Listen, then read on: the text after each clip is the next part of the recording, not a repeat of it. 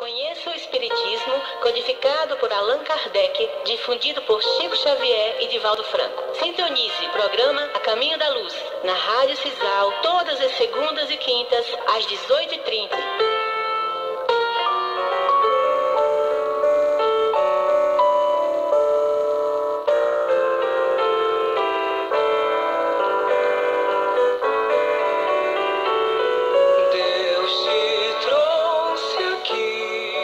Caros amigos da Rádio Cisal, estamos iniciando mais um programa A Caminho da Luz, o programa do Centro Espírita Luz, Amor e Verdade de Conceição do Coité.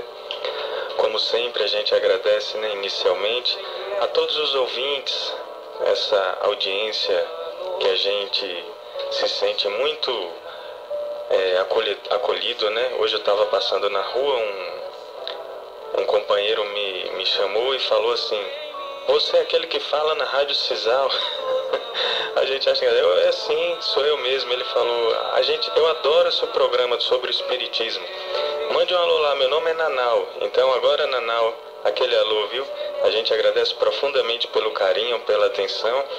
E o mais importante de tudo isso, quando ele mesmo, Nanau, falou que o que mais atrai ele no nosso programa são os esclarecimentos, né?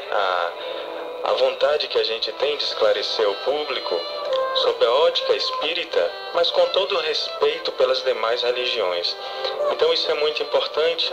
A nossa função aqui é de fato levar o esclarecimento dos ensinamentos do Cristo na casa de vocês. Então a gente agradece profundamente por vocês abrirem as portas dos seus lares, né, para nos receber aí. Nós vamos iniciar cumprimentando os ouvintes, amigos do Centro Espírita Luz, Amor e Verdade, aqui da sede de Conceição do Coité, aos amigos da Casa de Oração Bezerra de Menezes, em Salgadária, aos amigos da Casa do Caminho Jesus de Nazaré, em Joserinho, e também a União Espírita Jonas de Ângeles, em Tanquinho. A gente gostaria também de cumprimentar e agradecer a presidência e a diretoria da Rádio Cisal, daqui de Conceição do Coité, assim como a equipe técnica, em nome de Genivaldo Silva, que está aqui nos auxiliando, né, durante o programa. Gente, a gente tem recebido algumas perguntas através do e-mail celave.coité@hotmail.com, ou então através da página do Centro Espírita Luz, Amor e Verdade no Facebook. Vocês entram lá, deixam as perguntas, ou então, se quiserem colocar o nome de alguém na meditação, pode chegar lá, deixar o recadinho que a gente atende vocês. E daqui a pouco iremos responder as perguntas. A gente gostaria de avisar para vocês que no dia 23 de abril, sábado, a partir das 14 horas, vai estar acontecendo em Joserinho a festa da Pascoelinha. Então, durante esse evento, a gente quer que vocês visitem a Barraca Solidária, que tem doces deliciosos, né? Ela vai ficar em frente à Igreja da Matriz, durante a festa da Pascoelinha, dia 23. Então, a partir das 14 horas, apareçam e provem dos doces maravilhosos que o pessoal tem lá para vender. O tema central do Evangelho de hoje será o Evangelho segundo o Espiritismo, Bem-aventurados os pobres de espírito, com o subtema O Orgulho e a Humildade. Ponto 12. Sobre o orgulho e a humildade, não esqueçais que um tal estado de coisa é sempre o sinal da decadência moral. Quando o orgulho atinge o seu extremo, é indício de uma próxima queda, pois Deus pune sempre os soberbos. Se às vezes os deixa subir, é para lhes dar tempo de refletir e emendar-se sob os golpes que, de tempos em tempos, desfere no seu orgulho como advertência. Entretanto, em vez de se humilharem, eles se revoltam. Então, quando a medida está cheia, ele vira de repente e a queda é tanto mais terrível quanto mais alto tiverem se elevado. Pobre raça humana, cujos caminhos foram todos corrompidos pelo egoísmo, reanimai-vos apesar disso. Na sua infinita misericórdia, Deus envia um poderoso remédio aos teus males, um socorro inesperado à tua aflição. Abre os olhos à luz, eis que as almas dos que se foram estão de volta para te recordar os verdadeiros deveres. Elas te dirão, com a autoridade da experiência, quanto às vaidades e às grandezas da vossa passageira existência são pequeninas, diante da eternidade. Dirão deste mundo, que nesta será maior o que for menor entre os pequenos deste mundo, que os mais amou, os seus irmãos serão os mais amados, que os poderosos da terra se abusaram da autoridade serão obrigados a obedecer os seus servos. Que a caridade e a humildade, enfim, essas duas irmãs que se dão as mãos, são os títulos mais eficazes para se obter a graça diante do Eterno. Adolfo, bispo de Alger, Marmende, em 1862.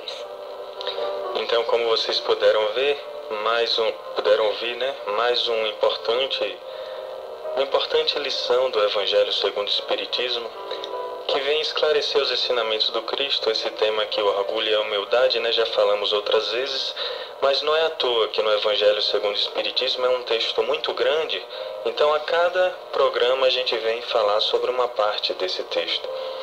Então, nesse trecho de hoje, a gente observa que o orgulho se torna, assim como o egoísmo, uma das grandes chagas da humanidade, né? Um texto que foi dito por Jesus Cristo há muito tempo, e a gente percebe que ainda é um texto muito atual.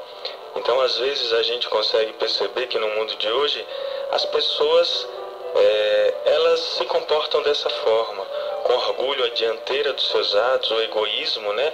Muitas pessoas querem simplesmente correr atrás das coisas para saciar os seus anseios, olhando sempre para o seu umbigo, e às vezes se esquece que do seu lado, né, na sua vizinhança, tem pessoas que estão precisando também de amparo. E às vezes essa visão, às vezes é até percebida, mas faz-se de conta que não se percebe, porque a humanidade chegou num patamar em que se tornou uma espécie de conceito social, o orgulho e o egoísmo. Às vezes as pessoas usam o próprio nome de Deus para defender os seus anseios pessoais. E Deus, ele quer nada mais, nada menos que todos deem os braços, todos deem as mãos em busca de um bem comum, em busca de um bem coletivo. Então não adianta a gente fazer de conta que é em nome de Deus que eu quero o melhor para mim, é em nome de Deus que eu quero me sobressair sobre as pessoas.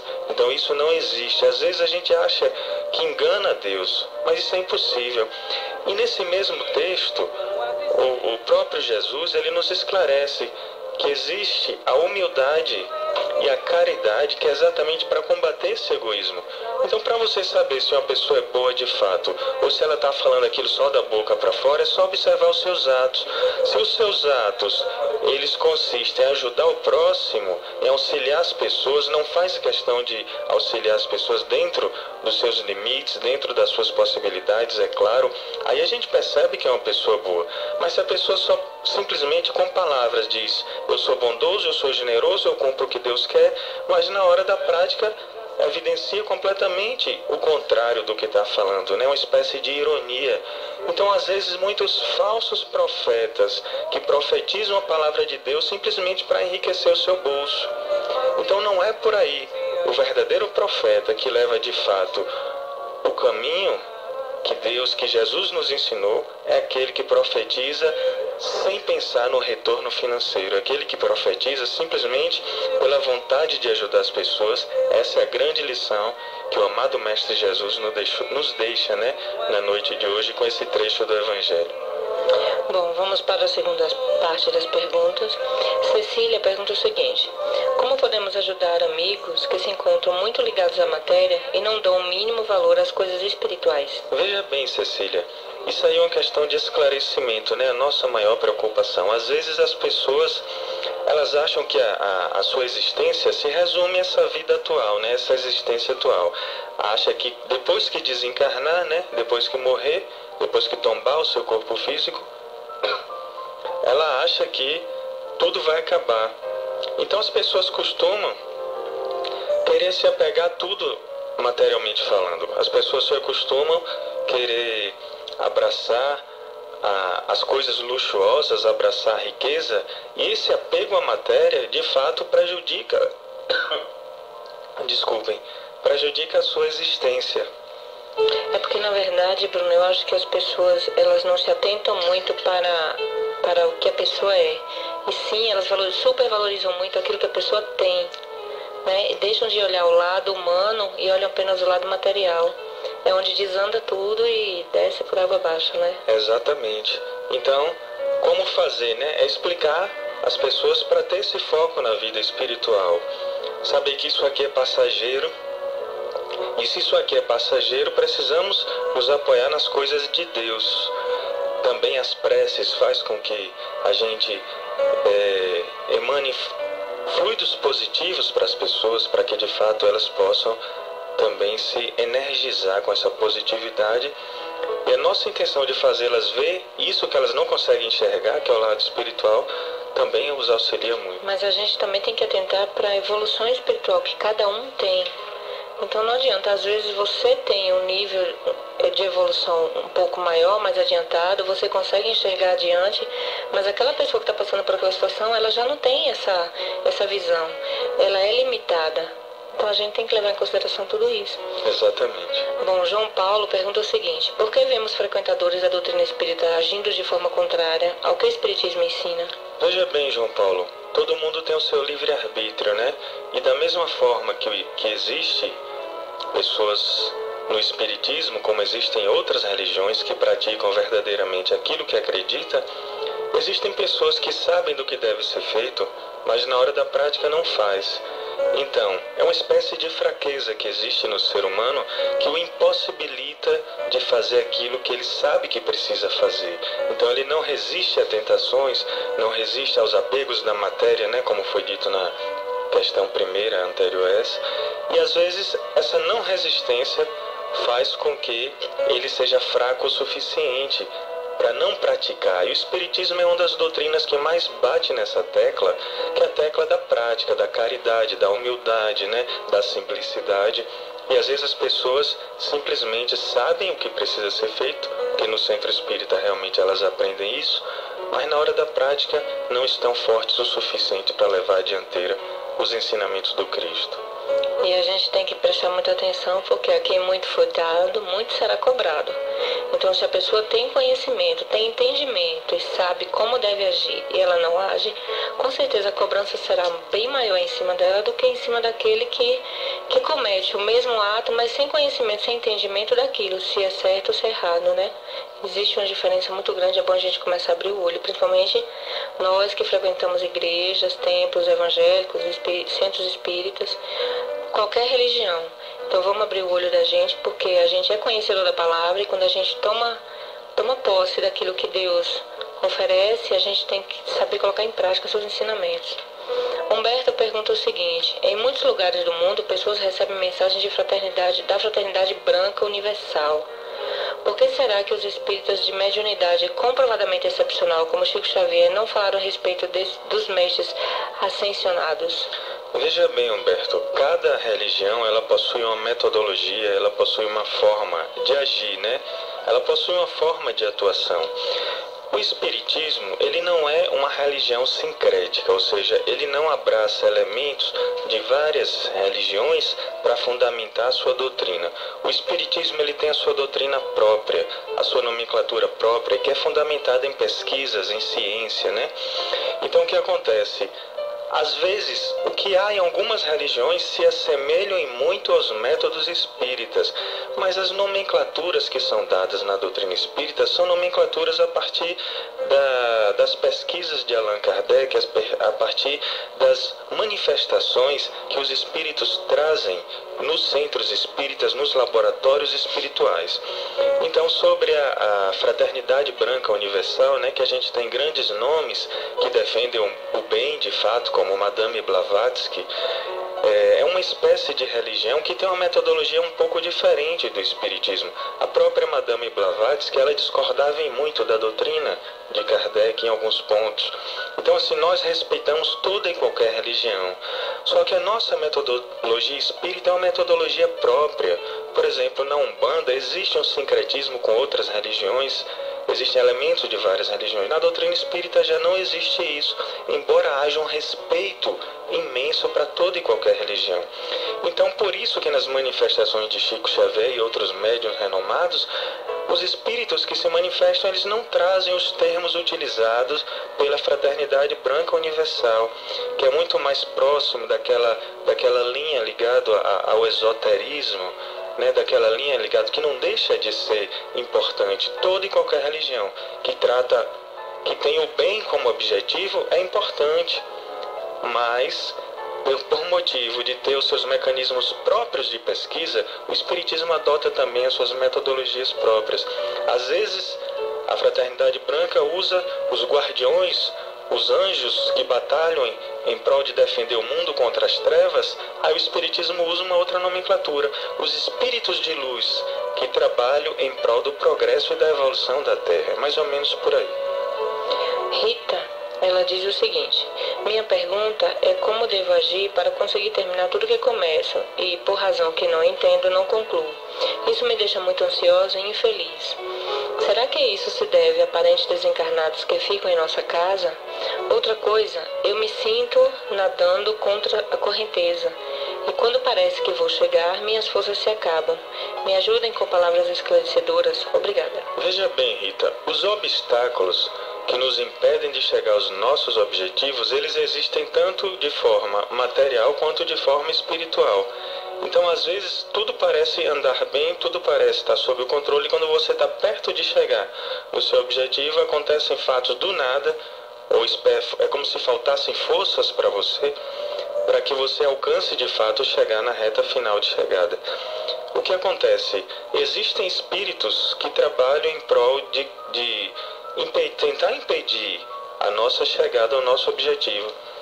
Então, o que fazer? O primeiro passo é manter a nossa força de vontade. A gente sabe que nada é fácil. Então, diante de todo e qualquer objetivo, todo e qualquer obstáculo, precisa da nossa imensa força para superá-lo. Então, nossa força de vontade, mesmo diante dos obstáculos, isso é importante.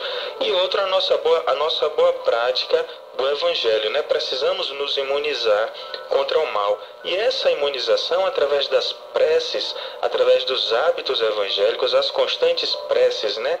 Que tanto nos torna imune ao mal e faz com que, às vezes, esses obstáculos não tenham força. Por aí também.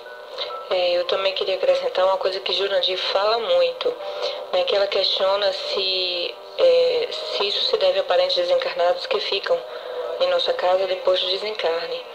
E as pessoas tendem a entender assim que essas dificuldades, o fato delas começarem as coisas e não terminarem, as coisas não darem muito bem, tentar justificar isso a espiritualidade. E a gente tem que fazer um mergulho dentro da gente mesmo, né? Porque hoje o que se cobra muito é a reforma íntima.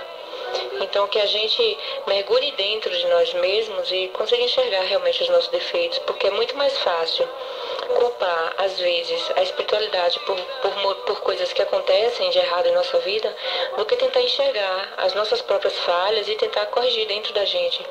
Então, Hermas do Foz chama muito para isso, para a reforma íntima, para a gente tentar enxergar os nossos defeitos e tentar se melhorar, se trabalhar, inclusive tentar se trabalhar o auto-perdão, né?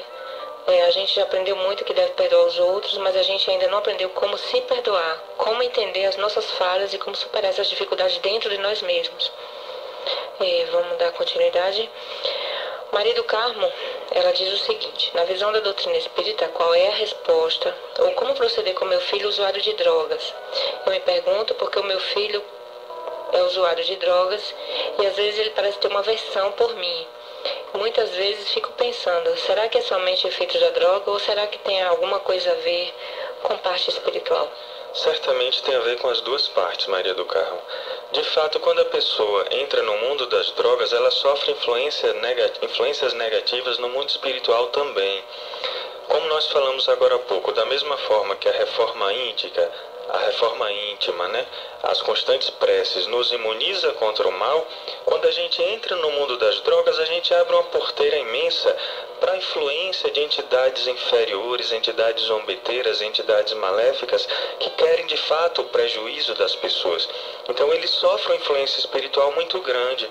Então de que forma combater isso? Procurar esclarecê-lo, mas de uma forma carinhosa, tentar evitar essa questão de choque de ideias, procurar mostrar que ele tem atenção, que ele tem amor, porque muitas das crianças, muitos dos jovens que adentram o mundo das drogas é por falta de atenção familiar. Eu não estou dizendo que é esse o caso, porque cada caso possui uma história diferente, mas em muitos casos é isso. E psicólogos, psicanalistas, autoridades policiais, membros das demais religiões, todos adotam essa mesma postura, que na família se obtém de fato uma espécie de alicerce para que o jovem não entre no mundo das drogas. A gente sabe que às vezes, por mais que se faça, não se consegue impedir, porque o jovem também possui o seu livre-arbítrio, mas que a gente faça a nossa parte nesse sentido, orientação, atenção, carinho. Quando chegar num determinado estágio, procurar direcioná-lo, né, a uma espécie de tratamento, de recuperação, e o acompanhamento. Não é só jogar o jovem lá para se recuperar e deixá-lo de lado, não. Eu acho que tudo isso serve, tudo isso ajuda nesses momentos. Cíntia, ela pergunta o seguinte: como eu posso me dar bem no relacionamento, sendo que minha família não simpatiza com meu namorado?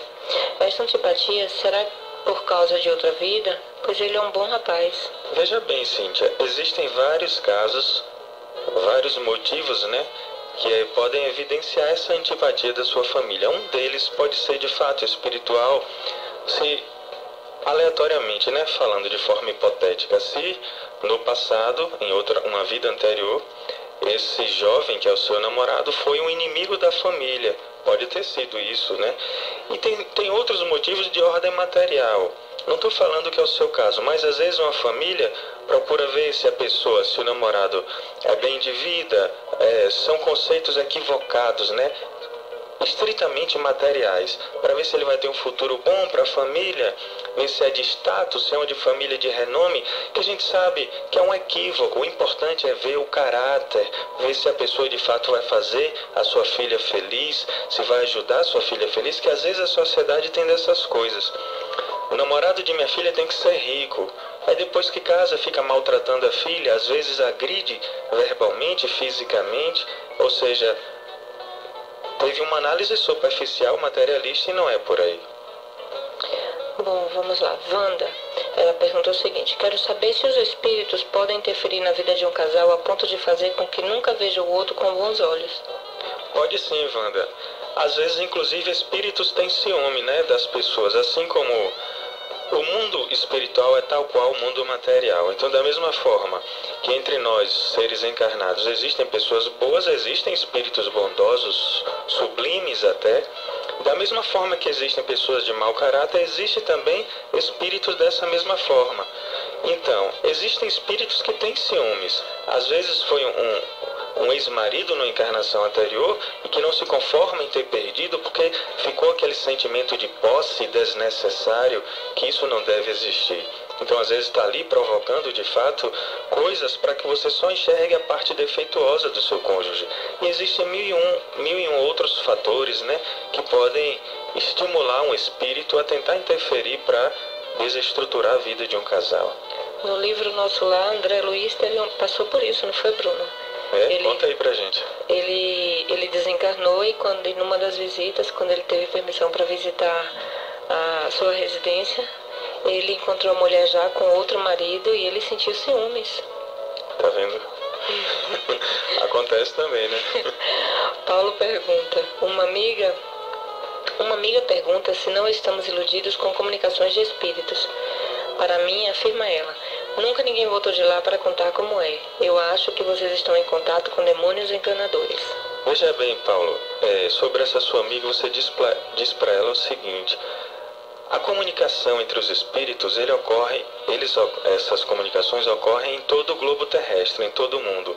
O teor dos ensinamentos, quando são espíritos elevados sobre a doutrina espírita, são os mesmos. Então, o que acontece? A gente não liga. Eu estou aqui no Brasil, ligo para os Estados Unidos. Manda essa comunicação aí, ser dessa forma e tal. Não tem uma combinação. Ela simplesmente acontece. E o teor é o mesmo. Às vezes, informações que só a família sabe e o espírito vem e evidencia. Em algumas comunicações, como teve aqui em Conceição do Coité mesmo, recentemente, qual é o nome do médium mesmo, Karina? Fernando Bem. Fernando Bem, né? Ele, inclusive, falava o número do CPF da pessoa que desencarnou e dos parentes, né? O endereço. Endereço, telefone. Pois é. Agora, a doutrina espírita, ela não tem a pretensão de, através dessas manifestações, agregar frequentadores, de forma nenhuma. A gente quer que as pessoas venham pelo interesse no esclarecimento, que é através do esclarecimento que a gente evolui, o esclarecimento moral e o intelectual. Mas Se existem as comunicações de forma edificantes, claro que a doutrina espírita vai pesquisá-las e vai analisá-las sob o ponto de vista científico. Agora, de fato, existe muito charlatanismo por aí, principalmente entre as pessoas que querem causar admiração dos outros, e a doutrina espírita não faz isso. Se isso ocorre com alguém dizendo que é espírita, pode ter certeza que não é o espiritismo verdadeiro. O espiritismo não quer agregar adeptos pela curiosidade das manifestações, não. Isso pode ter certeza. Eduardo, ele fala o seguinte: posso ser espírita e Rosa Cruz? Existem conflitos entre os dois modelos de pensamento? Hoje é o dia da comparação entre as outras religiões e o espiritismo, né? Veja bem, Eduardo, o espiritismo, como eu falei, né, em uma outra pergunta mais atrás, o espiritismo ele é autêntico, ele possui seus próprios métodos de pesquisa, de análise, ele não é sincrético em si, embora respeite. Então, exatamente por haver esse respeito para com as outras religiões, eu não vejo problema nenhum numa pessoa frequentar o espiritismo e ter uma tendência para outras religiões. A Rosa Cruz, por exemplo, né, que é uma espécie de confraria que surgiu na Alemanha no século XVI e que, de fato, muitas pessoas defendem como sendo, inclusive, dissidente do próprio cristianismo. Outras defendem como sendo, fazendo parte da questão dos anjos, dos guardiões, né? A questão esotérica também, semelhante à outra que nós falamos agora há pouco. Mas, resumindo, o espiritismo ele não é contra nenhuma religião. Então não tem problema nenhum. Sobre os pontos em comum, é como eu falei também na outra pergunta. Existem pontos no espiritismo que assemelham com várias religiões. Com o budismo, a questão da reencarnação, né? Existe o próprio esoterismo, essas religiões bem ligadas ao esoterismo por causa da questão dos fluidos, do poder do pensamento, da existência em entidades superiores, que alguns chamam de anjos e nós chamamos de espíritos, não é? Então não tem problema nenhum. O espiritismo ele está aqui para agregar. E da mesma forma o espiritismo, por ser tão racional, ele não tem determinados rituais. E às vezes as pessoas que são muito religiosas, elas sentem a falta do ritual. Então às vezes vai no espiritismo para aprender, porque no espiritismo se aprende efetivamente. E às vezes sente a necessidade de ir a uma igreja porque precisa do ritual. Às vezes sente a necessidade de ir em uma determinada seita porque precisa daquele ritual para se preencher. Então ocorre. Como, por exemplo, a cerimônia de batismo, cerimônia de casamento, exatamente, primeira comunhão, essas coisas. Pois é. Vamos lá. A última pergunta é de Regina e ela diz o seguinte: por que vemos através da imprensa pais que parecem amar os filhos, espancá-los até ponto de aleijá-los ou até mesmo matá-los? Será que são inimigos de vidas passadas? Regina, é o seguinte, uma das justificativas é essa: inimigos do passado que não conseguiram fazer brotar o amor nessa encarnação atual. E outra justificativa é um mau caráter mesmo dos genitores, que não possuem dentro de si um senso de caridade, de carinho, de afeto suficiente para, no momento da discordância, ter o equilíbrio necessário simplesmente para chamar a atenção, mas não chegar ao ponto de provocar agressões físicas, né, para com os seus descendentes. Então a gente vai chegando aqui ao final do nosso programa. A gente agradece profundamente pela audiência, pela atenção de todos. Lembrando que hoje tem doutrinária, né, no Centro Espírita, aqui em Conceição do Coité, a partir das 20 horas. Estão todos convidados. Um forte abraço. Uma boa noite a todos. Fiquem na paz e muita luz.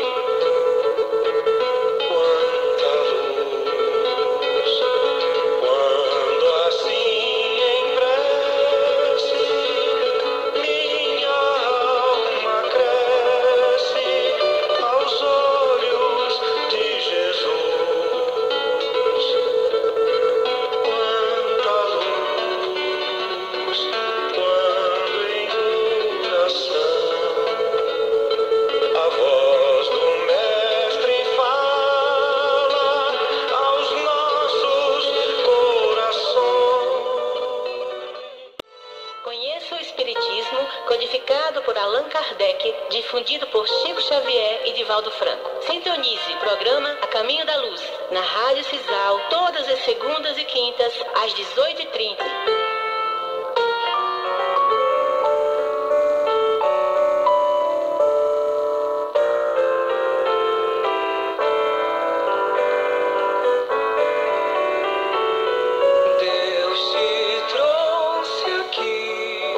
Caros amigos da Rádio Cisal, estamos iniciando mais um programa A Caminho da Luz, o programa do Centro Espírita Luz, Amor e Verdade de Conceição do Coité.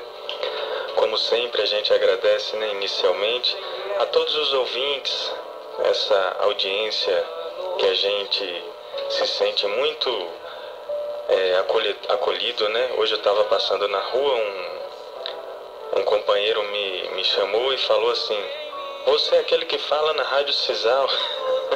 A gente acha que sim, sou eu mesmo. Ele falou: eu adoro seu programa sobre o Espiritismo.